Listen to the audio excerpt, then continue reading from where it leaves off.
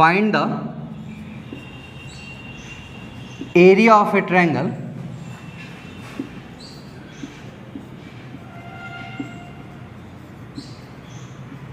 whose vertices are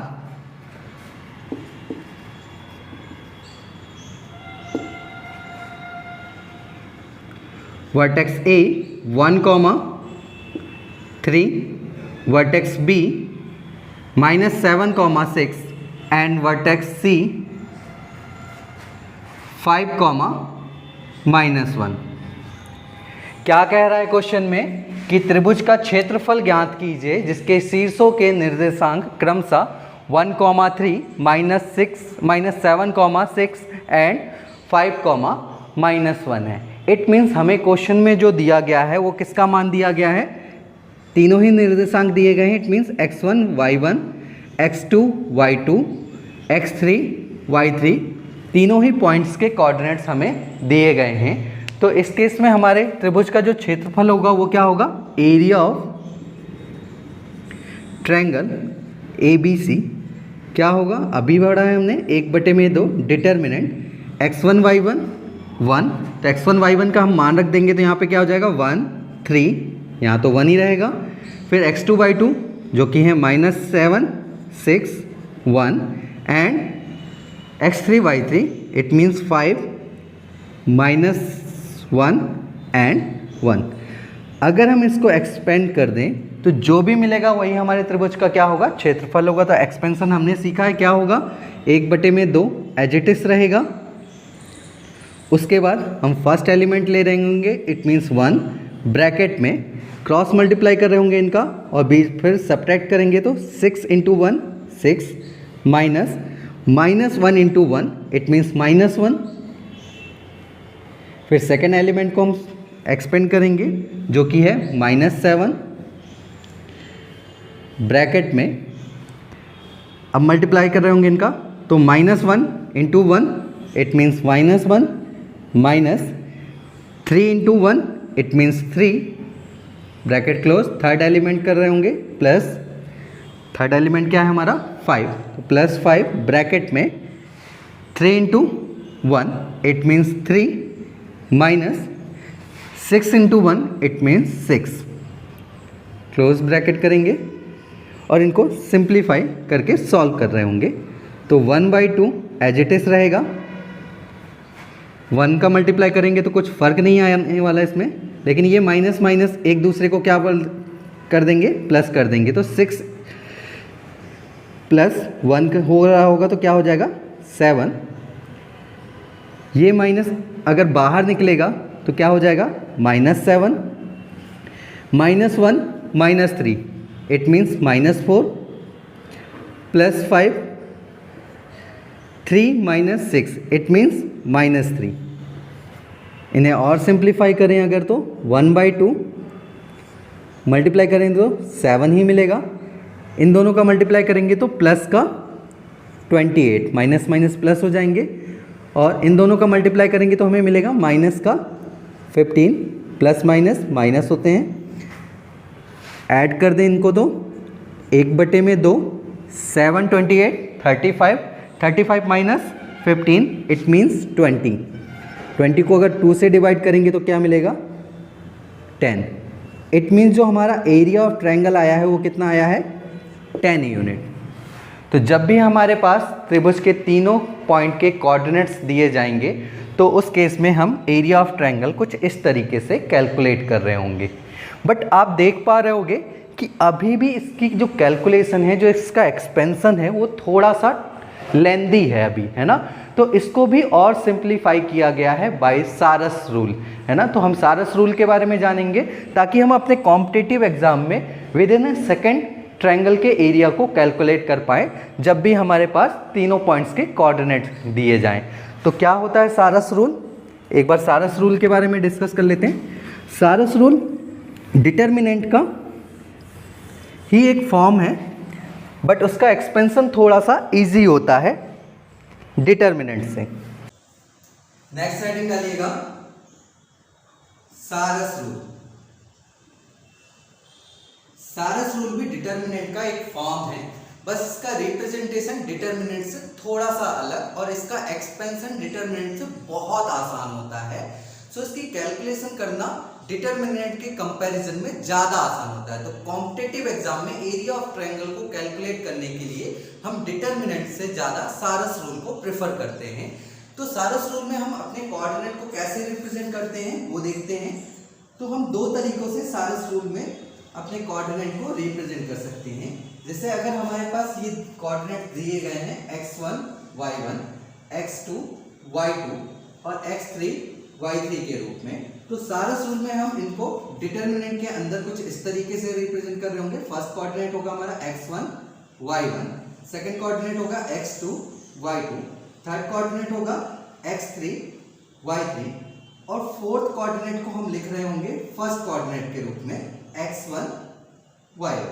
और ठीक इसका एक और रिप्रेजेंटेशन होता है, इसको हम कुछ इस तरीके से भी रिप्रेजेंट कर सकते हैं।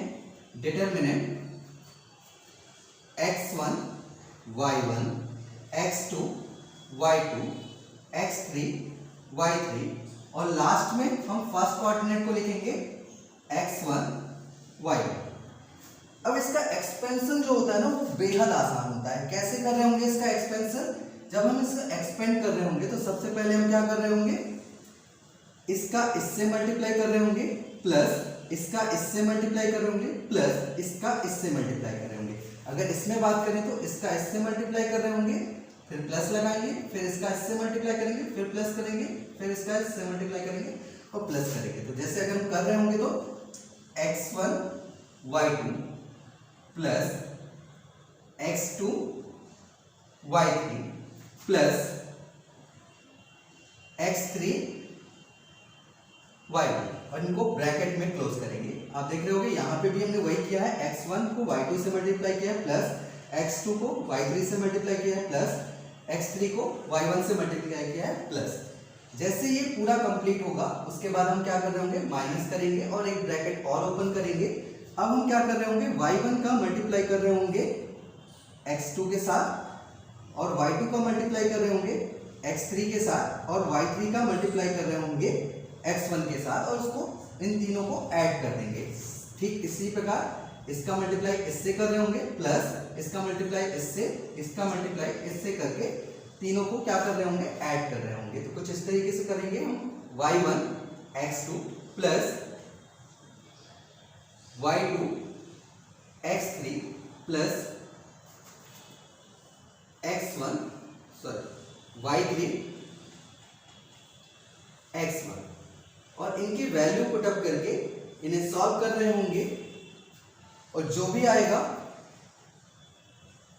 वही हमारे एरिया ऑफ ट्रायंगल होगा। अगर हम इसमें क्या लगा दें, कोऑर्डिनेट के साथ क्या लगा दें, बाहर में 1/2, क्योंकि हमारे जो फॉर्मूले में है वो 1/2 भी था। तो सारस रूल डिटर्मिनेंट से काफी आसान है। इसका एक्सपेंशन जो होता है उसमें कुछ भी ध्यान नहीं रखना है, हमें डायरेक्ट क्रॉस मल्टीप्लाई करके ऐड करते जाना है और इसकी कैलकुलेशन भी इससे बेहद आसान होती है डिटर्मिनेंट के कंपैरिजन में। तो अगर हम इससे इस क्वेश्चन को सॉल्व करें तो कुछ इस तरीके से हम सॉल्व कर रहे होंगे।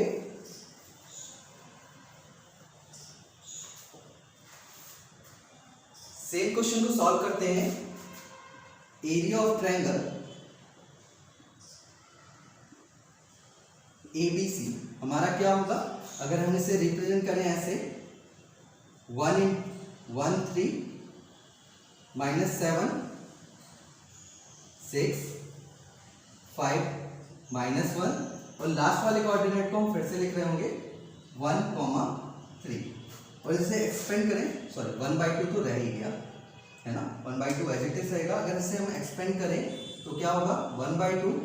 अब हम क्रॉस मल्टीप्लाई कर डायरेक्ट करेंगे तो इसका मल्टीप्लाई करेंगे तो क्या मिलेगा 6 प्लस इसका मल्टीप्लाई करेंगे तो +7, इसका मल्टीप्लाई करेंगे तो प्लस का 15। ठीक है, फिर माइनस लगा रहे होंगे। ठीक इसी प्रकार इन दोनों का मल्टीप्लाई करेंगे तो कितना मिलेगा 21, माइनस का इन दोनों का मल्टीप्लाई करेंगे तो 30 एंड इन दोनों का मल्टीप्लाई करेंगे तो माइनस का 1। अब इन्हें हम सॉल्व करेंगे तो 1/2 इनको ऐड करेंगे तो क्या होगा 13 13 है 15 28 और इन्हें सॉल्व कर रहे होंगे तो ये माइनस का 27 21 है, ये 30 है तो इससे मिलेगा कितना 9 और 9 और प्लस का रहेगा, इसमें -1 करेंगे तो कितना मिलेगा 8 है ना। 28 में से 8 को सब्ट्रैक्ट कर रहे होंगे तो कितना आएगा 1/2 इंटू 20, सॉल्व कर रहे होंगे तो 10 यूनिट। अभी भी हमारा आंसर 10 ही यूनिट है, बट इसकी कैलकुलेशन पहले वाले के कंपैरिजन में बेहद आसान है। तो कॉम्पिटिटिव एग्जाम में हम डिटरमिनेंट फॉर्म का सारस रूल को यूज करना ज़्यादा प्रेफर करते हैं ताकि हम with in second area of triangle को कैलकुलेट कर पाए।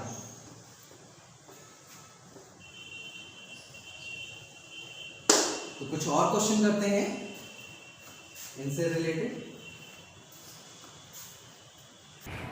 एक क्वेश्चन लिखेगा find the area of triangle whose vertices are 1, -1, -4, 6 and -3, -5। क्या कह रहा है क्वेश्चन में हमसे, उस त्रिभुज का क्षेत्रफल ज्ञात कीजिए जिसके निर्देशांक क्रमशः 1, -1, -4, 6 और -3, -5 हैं। तो क्या होगा इस केस में त्रिभुज का क्षेत्रफल जिसके शीर्षों के निर्देशांक दिए गए हैं। एरिया ऑफ ट्रायंगल ABC हमने अभी कैलकुलेट करना सीखा है। क्या होता है 1/2 डिटर्मिनेंट, और उसमें हम कोऑर्डिनेट को अरेंज कुछ इस तरीके से करते हैं। फर्स्ट कोऑर्डिनेट कुछ इस तरीके से होगा 1, -1, सेकंड कोऑर्डिनेट -4, 6, थर्ड कोऑर्डिनेट -3, -5 और लास्ट में हम फर्स्ट कोऑर्डिनेट को रिपीट करते हैं 1, -1 है ना, और इसको एक्सपेंड करके कैलकुलेट करते हैं, जो आता है वह हमारा आंसर होता है। तो अगर हम इसको एक्सपेंड करें तो क्या मिलेगा 1/2 को एज इट इज रखेंगे, इसका इससे मल्टीप्लाई कर रहे होंगे प्लस इसका इससे मल्टीप्लाई कर रहे होंगे प्लस इसका इससे मल्टीप्लाई कर रहे होंगे ना। तो क्या आ रहा होगा जब इसका इससे करेंगे तो 6 प्लस -4 -5 माइनस माइनस प्लस हो जाएगा 4 × 5 20 आ जाएगा, प्लस इसका इससे मल्टीप्लाई कर रहे होंगे तो माइनस माइनस अगेन प्लस हो जाएगा और 3 × 1 इट मीन्स 3, ब्रैकेट क्लोज करेंगे एंड सब्ट्रैक्ट कर रहे होंगे। अब अगेन क्रॉस मल्टीप्लाई कर रहे होंगे अपोजिट डायरेक्शन, इसका इससे इसका इससे इसका इससे और तीनों को ऐड करेंगे तो माइनस माइनस अगेन क्या हो जाएगा प्लस, तो 1 का मल्टीप्लाई होगा 4 से तो 4, फिर 6 का मल्टीप्लाई कर रहे होंगे -3 से तो इस बार माइनस में आएगा माइनस का 18, अगेन -5 का 1 से मल्टीप्लाई करेंगे तो माइनस में आएगा माइनस का 5, ब्रैकेट क्लोज करेंगे। अगर हम इन्हें सम करें तो क्या आ जाएगा 1/2, 6 20 26 26 3 29 29 आ रहा होगा, माइनस ये माइनस माइनस क्या हो जाएंगे ऐड हो जाएंगे तो माइनस का 23 उसमें 4 ऐड करेंगे तो क्या मिलेगा माइनस का 19। अगर हम इस माइनस को अंदर मल्टीप्लाई कर दें तो ये किस में बदल जाएगा प्लस में बदल जाएगा, इट मीन्स 29 + 19 ऐड करेंगे तो क्या आ जाएगा 1/2, इनको ऐड करेंगे तो 48, 2 से डिवाइड करेंगे तो 24 यूनिट। इट मीन्स हमारी जो त्रिभुज का क्षेत्रफल आएगा वो क्या आएगा 24 यूनिट आएगा, 24 इकाई। तो बहुत ही आसान है किसी भी त्रिभुज के एरिया को कैलकुलेट करना जब उसके तीनों ही वर्टिसेस के कोऑर्डिनेट्स हमारे पास क्या हो गिवन हो। कुछ क्वेश्चन और करते हैं। एक क्वेश्चन लिखेगा if points 1, 2, 2, 3 and 4, y are a collinear then find the value of y। क्या कह रहा है क्वेश्चन में हमसे y का मान ज्ञात कीजिए यदि दिए गए बिंदुओं के निर्देशांक समरेखीय हैं। समरेखीय मतलब ये तीनों के तीनों पॉइंट्स एक ही स्ट्रेट लाइन पर उपस्थित होंगे। जैसे मान लीजिए अगर हम एक लाइन ड्रॉ करें तो हम कह सकते हैं कि ये तीनों के तीनों पॉइंट्स इसी रेखा में क्या होंगे उपस्थित होंगे, लाई कर रहे होंगे। अगर ये तीनों के तीनों पॉइंट्स कोलिनियर हैं इट मींस ये कोई भी ट्रायंगल को क्रिएट नहीं कर रहे होंगे। अगर ये कोई भी ट्रायंगल को क्रिएट नहीं कर रहे होंगे तो उसके द्वारा कोई एरिया भी नहीं बन रहा होगा। तो हम कह सकते हैं यहाँ से कि area of triangle of these points is equal to 0, है ना। जब कोई ट्रायंगल ही नहीं बन रहा तो इन पॉइंटों के द्वारा तो उसका एरिया जो होगा वो किसके बराबर होगा, 0 के बराबर होगा। अब एरिया ऑफ ट्रायंगल तो कैलकुलेट करना हमें आता है, तो अगर हम इसे कैलकुलेट करें तो 1/2 और कोऑर्डिनेट को अरेंज करें डिटरमिनेंट में तो 1 2 2 3 एंड 4 y, और फर्स्ट क्वाड्रेंट को अगेन रिपीट कर रहे होंगे तो क्या आएगा 1 2, और जो भी एरिया आएगा वो बराबर होगा किसके, 0 के। इस 1/2 को हम यहाँ ले जाएंगे तो ये क्या हो जाएगा, 0 ही हो जाएगा। तो इसे कैलकुलेट करें या ना करें कोई फर्क नहीं पड़ेगा, है ना। इनको एक्सपेंड कर देते हैं, तो इसको एक्सपेंड कर रहे होंगे तो इसका मल्टीप्लाई इससे करेंगे तो कितना आ जाएगा 3, इसका इससे करेंगे तो प्लस का 2y, इसका इससे मल्टीप्लाई कर रहे होंगे तो प्लस का 8, ब्रैकेट में क्लोज करेंगे, है ना, minus, and again reverse order में मल्टीप्लाई कर रहे होंगे तो इसका इससे 4, इसका इससे करेंगे तो 12 प्लस इसका इससे कर रहे होंगे तो हमें क्या मिल रहा होगा y, ब्रैकेट क्लोज करेंगे और इक्वल टू 0। अगर हम इसे सॉल्व करें तो यहाँ पे क्या मिल रहा होगा 8 3 11 एंड 2y, तो 2y प्लस 11 माइनस 16 प्लस 1। अगर हम माइनस को अंदर जाने दें तो ये माइनस का हो जाएगा और ये प्लस का जो है वो भी क्या हो जाएगा माइनस का, और ये इक्वल हो जाएगा किसके, 0 के, है ना। 2y में से एक y को माइनस करेंगे तो क्या बचेगा y, और 11 में से 16 को माइनस करेंगे तो क्या बचेगा माइनस का 5 इक्वल टू 0। तो हम और सॉल्व करें तो y इक्वल टू कितना आ जाएगा 5। इट मीन्स जो y कोऑर्डिनेट है वो क्या आएगा 5। तो जब भी आपके क्वेश्चन में कोलिनियर वाले क्वेश्चन आए तो कोलिनियर में ट्रायंगल का एरिया क्या होता है, ऑलवेज 0 होता है। अगर ये स्ट्रेट लाइन में तीनों पॉइंट्स बिलोंग कर रहे हैं, इट मीन्स ये ट्रायंगल को क्रिएट ही नहीं कर रहे होंगे। जब ट्रायंगल क्रिएट ही नहीं हो रहा होगा तो उसका एरिया भी नहीं होगा। तो कोलिनियर पॉइंट्स का जो एरिया होता है वो ऑलवेज क्या होता है, 0 होता है। ठीक है, तो इस क्वेश्चन में जो y का मान आएगा वो क्या आएगा 5।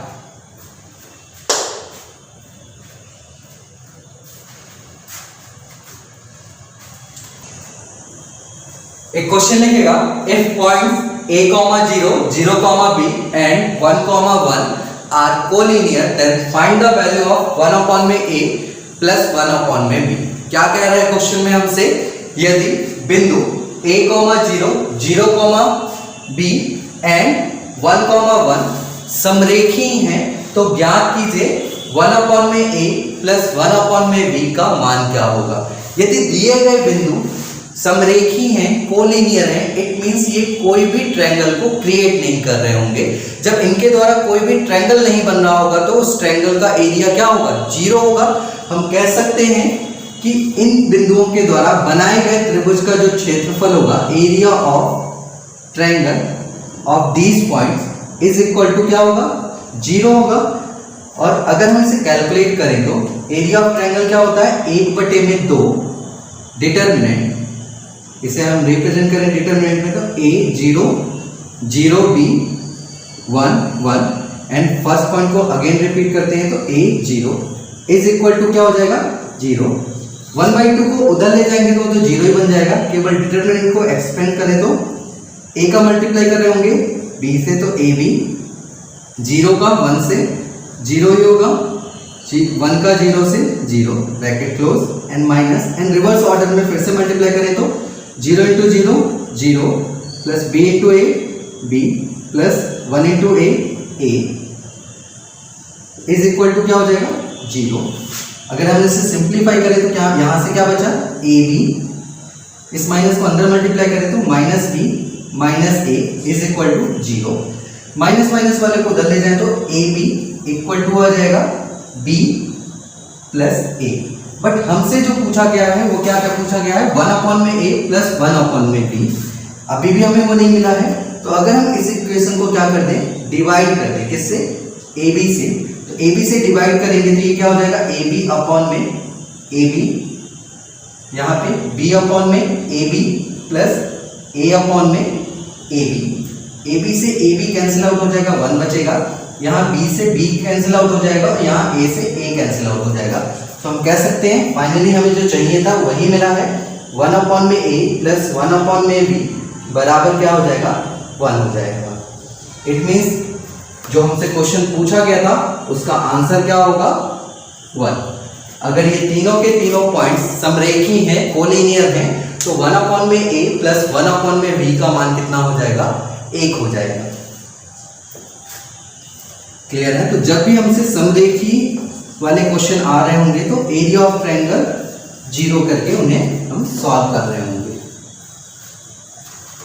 एक क्वेश्चन लिखेगा, if your triangle sides mid point vertices are 1,3, 2,4 and 5,6 then find the area of triangle. क्या कह रहा है क्वेश्चन में हमसे, यदि किसी त्रिभुज के भुजाओं के मध्य बिंदुओं के निर्देशांक 1,3, 2,4 और 5,6 हैं तो उस त्रिभुज का क्षेत्रफल ज्ञात कीजिए। इट मींस इस क्वेश्चन में हमें त्रिभुज के शीर्षों के निर्देशांक ना देके त्रिभुज के भुजाओं के मध्य बिंदुओं के निर्देशांक दिए गए हैं। तो कैसे करेंगे उस त्रिभुज का क्षेत्रफल, सबसे पहले इसे ड्रॉ कर लेते हैं। मान लेते हैं हमारे पास एक ट्रायंगल है, ट्रायंगल ABC, जिसके वर्टिसेस हैं A, B, C और आपको वर्टिसेस के कोऑर्डिनेट्स नहीं दिए गए हैं, भुजाओं के मध्य बिंदुओं पे दिए गए हैं ना। इट मींस अगर AB भुजा है तो इसका मध्य बिंदु अगर ये है तो इसके निर्देशांक है 1,3। BC भुजा का अगर मध्य बिंदु यहाँ पे है तो इसके जो निर्देशांक है वो क्या है, 2,4 और AC भुजा अगर ये है तो इसका मध्य बिंदु अगर ये है तो इसके निर्देशांक है 5,6 है ना। आपको शीर्षों के निर्देशांक ना देके भुजाओं के मध्य बिंदुओं के निर्देशांक दिए गए हैं। आपको पता होगा किसी भी त्रिभुज के भुजाओं के मध्य बिंदुओं को जब हम आपस में मिलाते हैं तो वो बड़े वाले त्रिभुज को 4 इक्वल पार्ट्स में डिवाइड कर देता है ना। जैसे अगर हम इन्हें आपस में मिलाएं तो आप देख पा रहे होंगे जो बड़ा वाला ट्रायंगल है वो 4 इक्वल ट्रायंगल में डिवाइड हो रहा है। इट मींस एक ट्रायंगल ये हो गया, एक ट्रायंगल ये हो गया, एक ट्रायंगल ये हो गया और एक ट्रायंगल ये हो गया। 4 ट्रायंगल हो गए और ये चारों के चारों ट्रायंगल क्या होंगे, इक्वल होंगे। इट मींस इसका इन सबका एरिया क्या होगा, इक्वल होगा। तो इट मींस अगर हम इस एरिया को फाइंड कर पाए, इस वाले ट्रायंगल के एरिया को फाइंड कर पाए और उस पर 4 गुना कैलकुलेट करें तो हमें बड़े वाले त्रिभुज का एरिया मिल जाएगा। तो इस वाले ट्रायंगल का जो एरिया हम कैलकुलेट कर सकते हैं, कैसे, एरिया ऑफ ट्रायंगल क्या होता है, 1/2 डिटर्मिनेंट। अगर हम वर्टेक्स को रिप्रेजेंट करें तो 1, 3, 2, 4, 5, 6 एंड फर्स्ट क्वाड्रेंट को अगेन रिपीट कर रहे होंगे तो 1, 3। इसे एक्सपेंड करें तो 1/2 एज इट इज रहेगा, 4 plus 2 into 6 12 plus 5 into 3 15 bracket close minus reverse में कर रहे होंगे तो 3 into 2 6 plus 4 into 5 20 plus 6 into 1 6।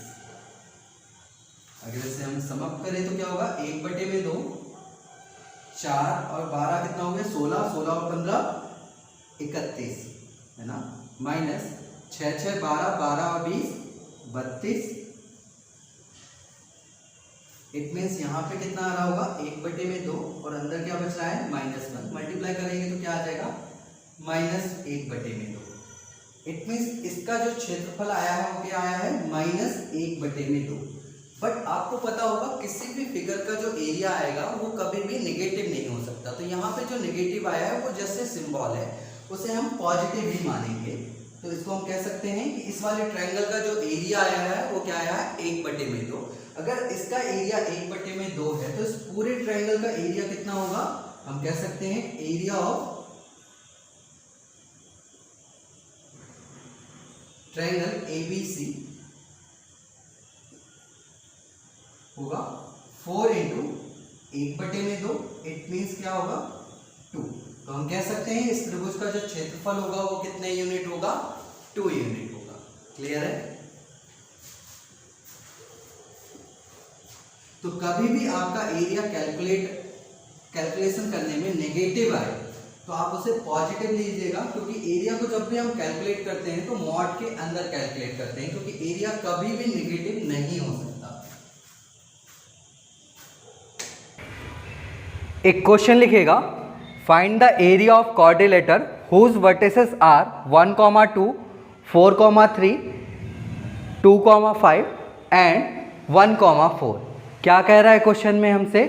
उस चतुर्भुज का क्षेत्रफल ज्ञात कीजिए जिसके शीर्षों के निर्देशांक क्रमशः 1, 2, 4, 3, 2, 5 और 1, 4 हैं। इस बार हमसे त्रिभुज का क्षेत्रफल नहीं पूछा गया है, इस बार हमसे चतुर्भुज का क्षेत्रफल पूछा गया है। तो कैसे कैलकुलेट करेंगे?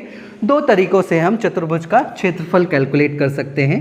मान लीजिए हमारे पास एक चतुर्भुज है, ABCD है,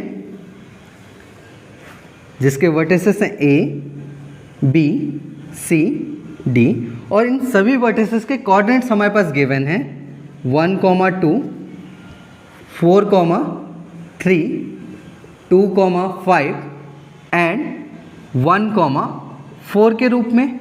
अब अभी तक हमने किसी भी क्वाड्रिलेटर का एरिया निकालना नहीं सीखा है, बट हमें पता है कि कोई भी क्वाड्रिलेटर ट्रायंगल में ईजिली कन्वर्ट हो जाता है with the help of diagonal. तो अगर हम इसका एक डायगोनल ड्रॉ करें तो आप देख पा रहे होंगे ये जो क्वाड्रिलेटर है वो अब दो ट्रायंगल में डिवाइड हो गया है, और ट्रायंगल का एरिया कैलकुलेट करना हमने अभी सीखा है। बहुत आसानी से हम इस ट्रायंगल का एरिया कैलकुलेट कर सकते हैं, क्योंकि इन तीनों ही वर्टिसेस हमें गिवन है। और ठीक इसी प्रकार इस ट्रायंगल का भी एरिया कैलकुलेट करेंगे, और दोनों ही एरिया को अगर हम सम कर दें तो हमें क्या मिल जाएगा? एरिया ऑफ क्वाड्रिलेटर, चतुर्भुज का क्षेत्रफल मिल जाएगा। जैसे ही हम दोनों ही त्रिभुजों के क्षेत्रफल को कैलकुलेट करके जोड़ देंगे, है ना। या तो दूसरा तरीका क्या है, हम डायरेक्ट करें। डायरेक्ट हम कैसे करेंगे? अपने फॉर्मूले में थोड़ा सा चेंज करेंगे और हम डायरेक्ट इसके एरिया को कैलकुलेट कर पाएंगे। तो हम अपने सॉरस फॉर्मूले में थोड़ा सा चेंज कर रहे होंगे। हम सबसे पहले कोऑर्डिनेट्स लिख रहे होंगे, तो 1, 2, 4, 3, 2, 5। ट्रायंगल में हम तीन ही कोऑर्डिनेट्स लिखते थे और चौथे कोऑर्डिनेट्स को रिपीट करते थे फर्स्ट कोऑर्डिनेट से।